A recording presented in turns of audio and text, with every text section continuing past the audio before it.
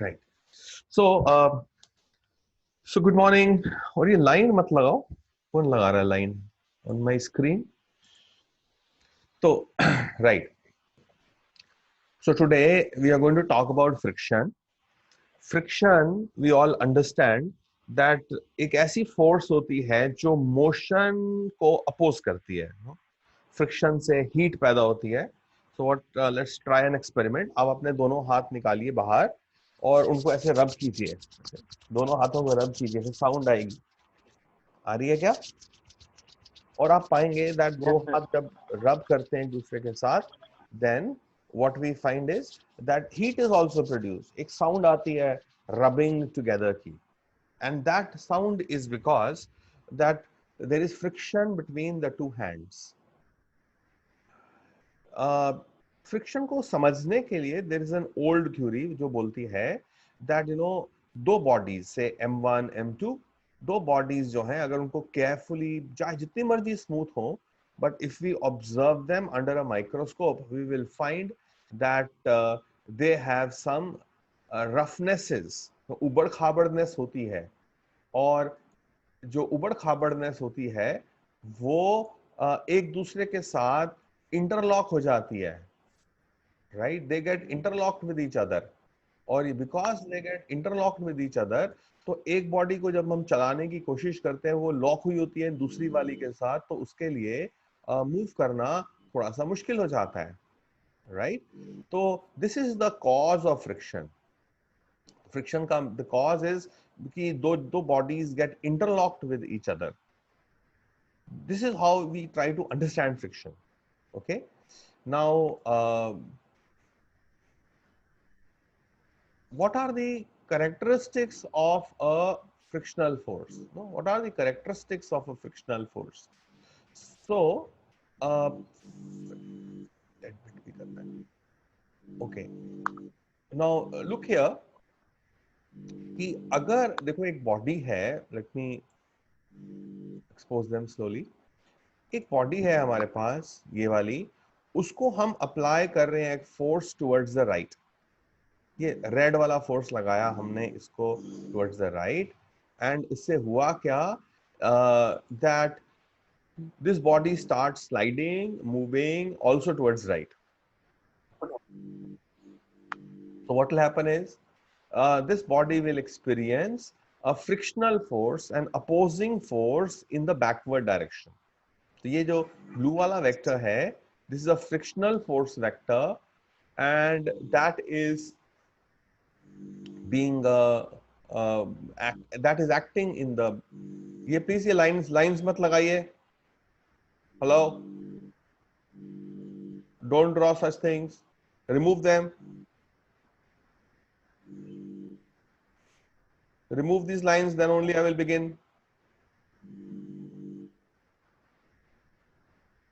Is there a way to annotate? Annotate मत use करो यहाँ पर.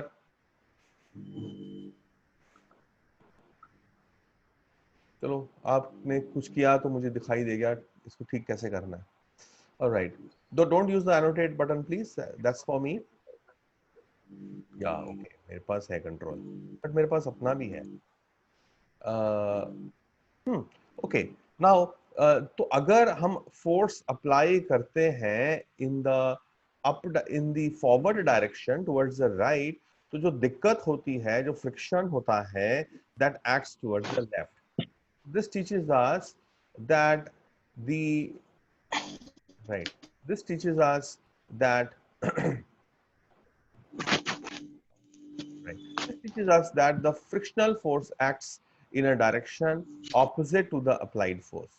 All right, so अगर हम उल्टा होते, that अगर हम स्लाइड मूव कर रहे होते आगे की तरफ, तो फ्रिक्शन लगता पीछे की तरफ. So the first thing that we learn about friction, the characteristics of friction के अंदर, is that the direction of friction is opposite to the direction of sliding of the body. Right. फिर दूसरी बात कि जो फोर्स ऑफ फ्रिक्शन है, अब हमने जो अप्लाई किया था फोर्स, वो तो यहाँ पर बॉडी के सेंटर ऑफ मास पे किया था, लेकिन जरा इस ब्लू फोर्स को देखो, कि ग्रीनिश ब्लू को देखो, ये तो टैंजेंट सरफेस पे लग रहा है, तो इसका मतलब सेकंड पॉइंट जो है वो force of friction acts at a tangent to the surfaces in contact, जहां पे दो चीज टच करती हैं एक दूसरे को उस पॉइंट पे लगता है and tangent to the surface act करता है, राइट? तो therefore, and the third point is that friction force हमेशा मोशन को, relative मोशन को अपोज करता है। अब ये relative मोशन क्या होता है? अब जमीन के हिसाब से ये गाड़ी आगे जा रही है, जमीन के हिसाब से ना, ये वाला ब्लॉक आगे जा रहा है। अब क्योंकि ये ब्लॉक आगे जा रहा है तो फ्रिक्शन कहाँ लगेगा? इसको ऑपोजिट लगेगा। अगर ये ब्लॉक लेफ्ट की तरफ जा रहा होता तो फ्रिक्शन इसको राइट की तरफ लगता। तो इसका मतलब ये जो रिलेटिव मोशन होता है उसको रोकने की कोशिश करता है। एक्चुअली में रिलेटिव मोशन का बहुत एक डीपर मीनिंग है। व्हेन वी थोड़ा सा आज क्लास में आगे चलकर हम जब और एग्जांपल्स करेंगे तो आपको बताएंगे किस तरह से ये रिलेटिव मोशन वाली बात को और अच्छे से समझने की जरूरत है। अब let us try to see what is the direction of friction when we are walking. एक काफी बड़ा कंफ्यूजन स्टूडेंट्स को रहता है दैट या थोड़ा म्यूट करेंगे अपने आप को, somebody's mic is on, somebody's mic is on, okay, तो उसको आप प्लीज करें, राइट? ओके, नाउ now देखो, जब हम चलते हैं तो बड़ी इंटरेस्टिंग बात है, हम तो आगे की तरफ जाते हैं और बड़ी इंटरेस्टिंग बात है कि फ्रिक्शन भी आगे की तरफ लगता है। Let us understand how and why. Now थोड़ा इसको मैं सिर्फ वर्ड्स के साथ समझाऊंगा, इससे अच्छा हम, आप टेबल पे जिस पे भी बैठे हैं, आप अपनी दो उंगलियों को अपनी दो टांगे मान लीजिए ना। अब ये दो टांगे जो हैं उनके साथ आप ऐसे चलने वाली एक्टिंग ना टेबल के ऊपर, how do I do it? चलिए, let me share my face also with you, right? और मीटिंग कंट्रोल्स एक बार, right? Now what I am saying is कि हम क्या कर रहे हैं, ये अपनी दो उंगलियां ऐसे ले रहे हैं और हम ऐसे चलने की कोशिश कर रहे हैं, राइट? टेबल के ऊपर हम ऐसे चलने की कोशिश कर रहे हैं, दिखाई दे रहा है सबको, right?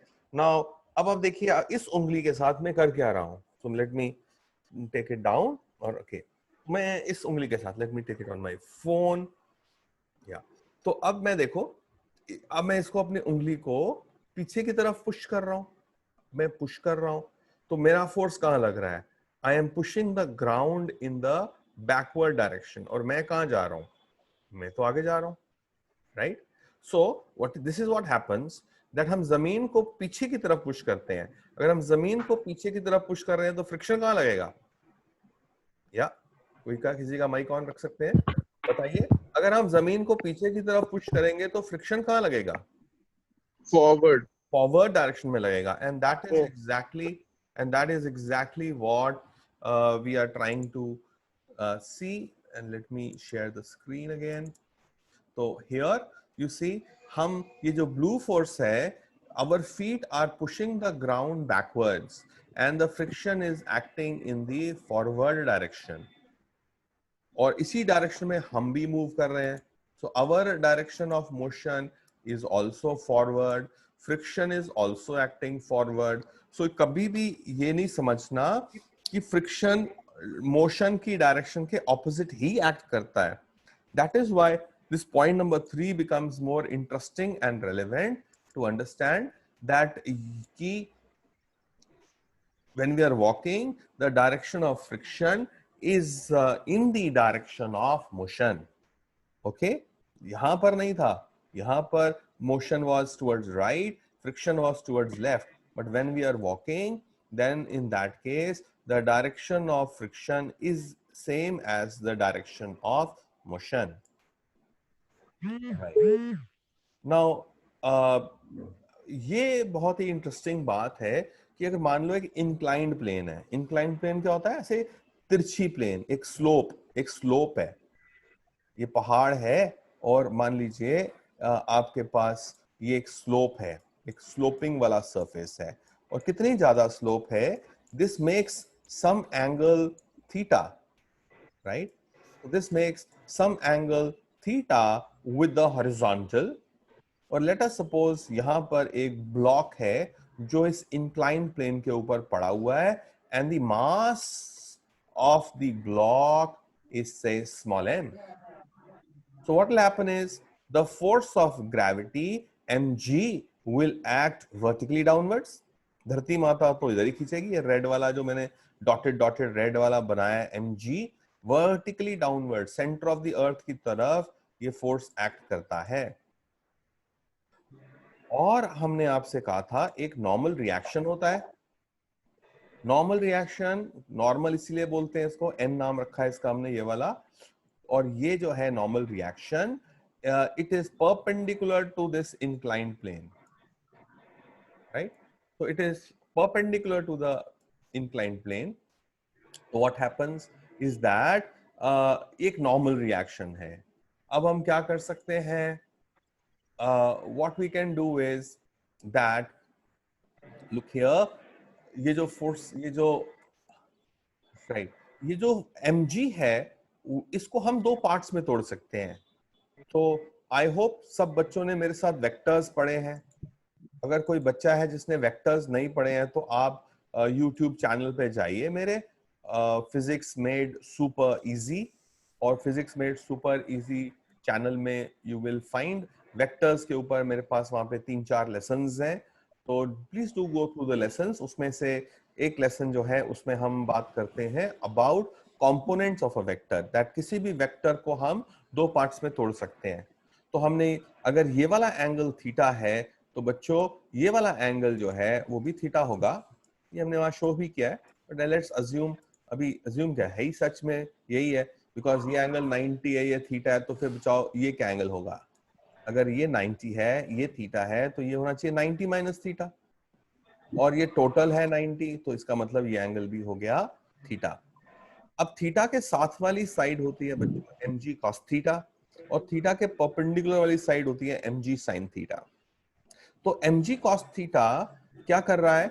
mg cos theta is acting opposite to, तो आप देखो mg cos थीटा की डायरेक्शन जो है वो नॉर्मल रिएक्शन n के ऑपोजिट है, right?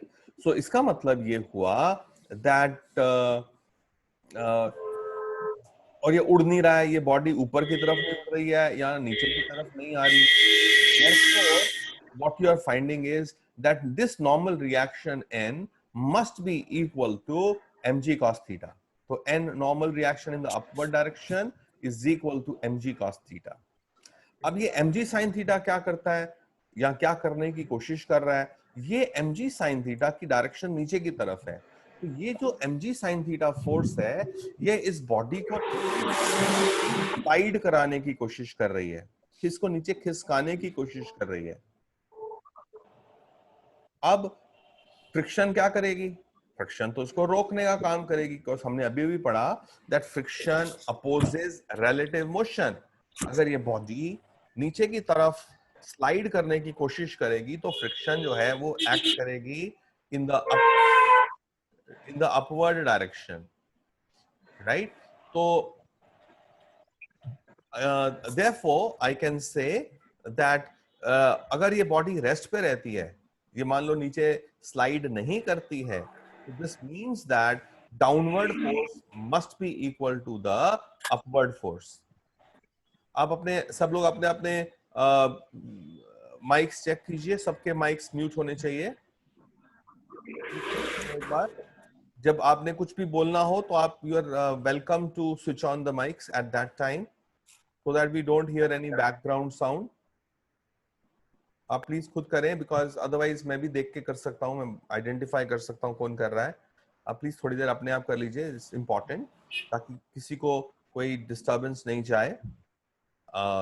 So here I am saying that ये जो नीचे की तरफ लगने वाला फोर्स है और जो ऊपर की तरफ लगने वाला फोर्स है, these two forces are equal.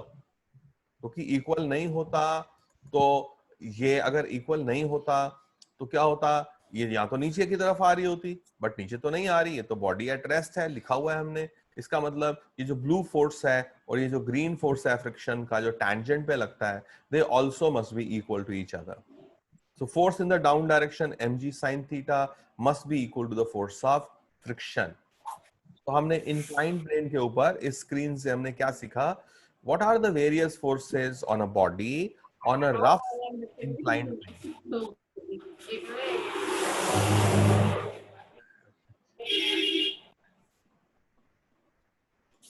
Right. All right.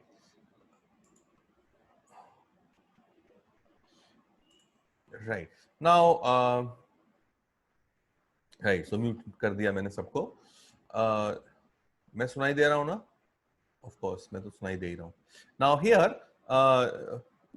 तो ये समझ आया सब लोग को बच्चा कि किस तरह से जो नॉर्मल रिएक्शन है कौन बैलेंस करता है उसको, mg cos थीटा, और mg sin थीटा को कौन बैलेंस करता है, वो तो फोर्स ऑफ फ्रिक्शन बैलेंस करती है। तभी ये बॉडी ना ऊपर जंप करती है, ना नीचे धंसती है, ना नीचे की तरफ स्लाइड करती है, ना ऊपर की तरफ स्लाइड करती है। तो जब बॉडी स्लाइड नहीं करती है, then the up force and down force, these all forces are equal, right? तो ठीक है, so let us go ahead. किसी को डाउट है तो आप अनम्यूट करके पूछ सकते हैं, नहीं तो I will move ahead. मेरी स्क्रीन नहीं चल रही। ओके, तो here अब फ्रिक्शन के बारे में जो नेक्स्ट बात हम कर रहे हैं आपके साथ, वो ये है कि भाई फ्रिक्शन का ग्राफ कैसा होता है। ये बड़ा इंपॉर्टेंट है, जरा अपने पास पेन पेपर भी रखिए और ये ग्राफ पहले समझो, फिर आप इसको ड्रॉ भी करना अपनी रफ कॉपी में, ठीक है।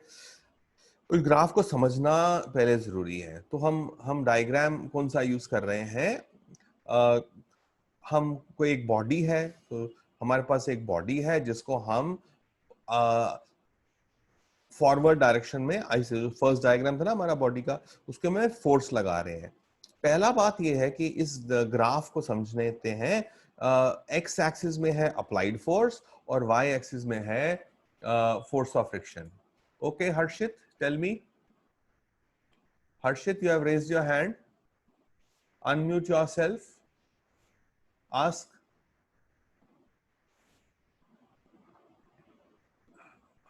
Harshit, you want to ask something?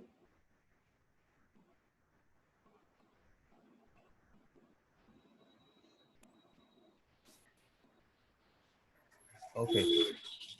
हर्षित, कुछ पूछना है आपको? ओके, गलती से उसका हैंड अप हो गया होगा, चेक कर रहा होगा। So we need to be in time because ये क्लासेस हमारी भाग जाती हैं, 45 मिनट्स के लिए तो टाइम मिलता है और वो भी जल्दी से चला जाता है। So please be joining in time and we need to start in time. ऐसे हमारे 5-10 मिनट वेस्ट हो जाते हैं आपको एंटर करवाने में, सो आप 5 मिनट पहले ही आ जाया करें। तो लुक हियर, यहाँ पे ग्राफ से हम क्या सीखते हैं? We learn from this graph that जब अप्लाइड फोर्स नहीं होता है, when there is no applied force, ये जीरो पे है, हम जहां पे मेरा पॉइंटर है जीरो पे है, ओरिजिन पे है, तब फोर्स ऑफ फ्रिक्शन भी नहीं होता। जब कोई बॉडी को एक किसी डायरेक्शन में फोर्स लगता ही नहीं है तो उसको फोर्स ऑफ फ्रिक्शन भी नहीं लगता है। अब हम इस अप्लाइड फोर्स को आहिस्ता आहिस्ता बढ़ाते हैं। Let me make a table. That means applied force zero होता है तो फ्रिक्शन भी जीरो होता है। अप्लाइड फोर्स 1 न्यूटन हो जाता है, फ्रिक्शन भी 1 न्यूटन है। आगे का फोर्स 1, पीछे का फोर्स 1, इसका मतलब नेट फोर्स तो हो गया 0।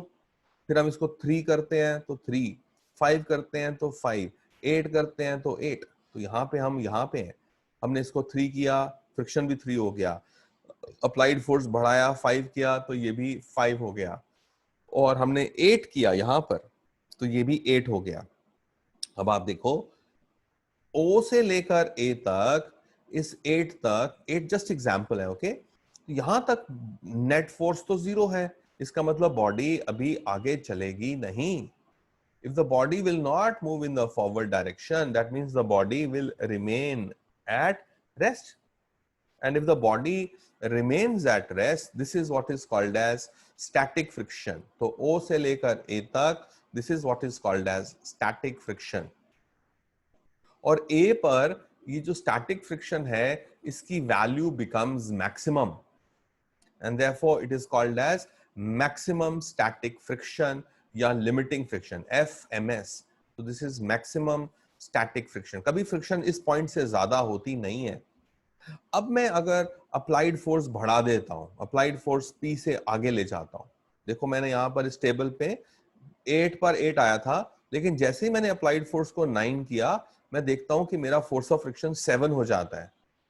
अब मैं अप्लाइड फोर्स को 10 करता हूं, फ्रिक्शन अभी भी 7 रहता है।